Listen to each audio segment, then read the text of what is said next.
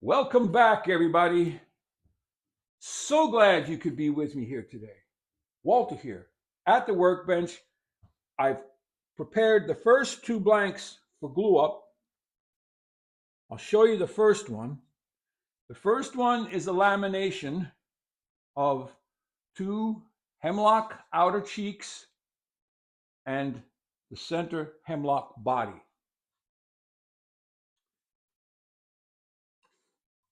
The body was cut with the most primitive of primitive planes. 45-degree bed angle, 60-degree escapement, no wear bevel, no other angles. Very simple. And I know they will work, okay? Because I've made them before. This one has plywood sides. So if you don't have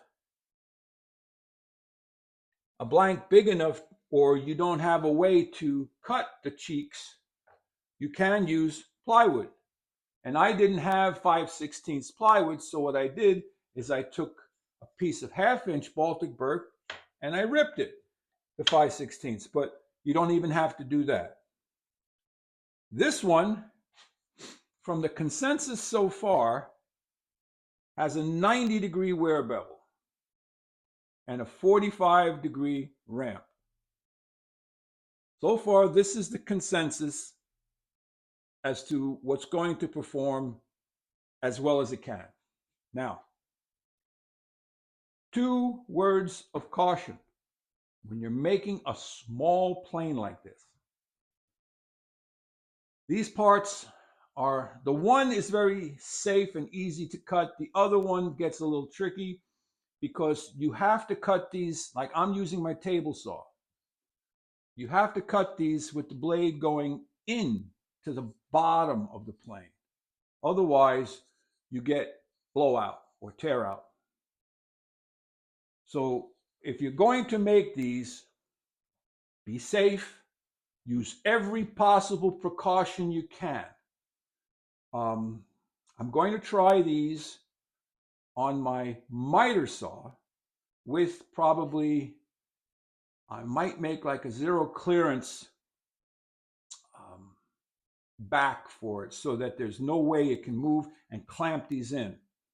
It would have been better to work with longer stock. That would have been smart. So I've mentioned to you, when you're selecting your wood, if you're using a wood that's going to tear out or blow out, make sure you're making your cuts from the bottom or the sole in, so that if you get any tear out, it's on the top and you can address that later. Now, as to assembly, what I'm planning to do is set these up at about the thickness of the plane blade, because then the plane blade should just about pass through, because the plane blade gets thicker when it's on an angle. So you want to make sure it's really tight.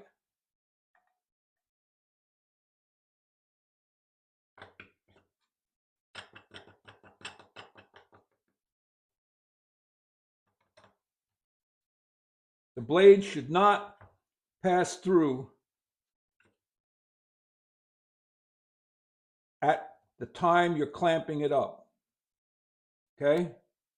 Because once it's glued up and dry, you're going to flatten the sole, which will open the mouth slightly. So there's that. I'm not going to use any pins or screws or anything on this, but because they're so small, 2 clamps hold this in place, no problem.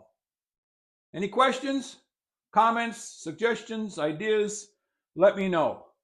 What I might do on at least one of these is I might actually cut them by hand with a fine saw, to show that, number one, you can do it by hand, and also, number two, how much safer hand tools are. And hopefully I don't, cut a finger off or something. But only joking. We won't aim for that. So it is bitter cold out. We've had -3, and I can't get this shop above 48 now. The heater just will not stay on. So there's something wrong with the thermostat. It goes to a certain point. I guess it's like a heat regulator, and then shuts off. And then it goes back up to that temperature and then shuts off. I guess that's going to be a project for this upcoming year, to either take that down and have it serviced, or replace it with something else. And it would also mean either closing this door in front of me. You've never seen it. There's a 10-foot by 10-foot wooden door that I built, and I have insulation up to about here to prevent cold air from blowing in, but I still have the upper 6 feet of it exposed. Just wood. All that's keeping us from the outside is a 1-inch board. Oh well. Thanks for stopping by. It means a lot to me. I hope you're having a great day. Don't forget to like, subscribe, and share the video. Walter out.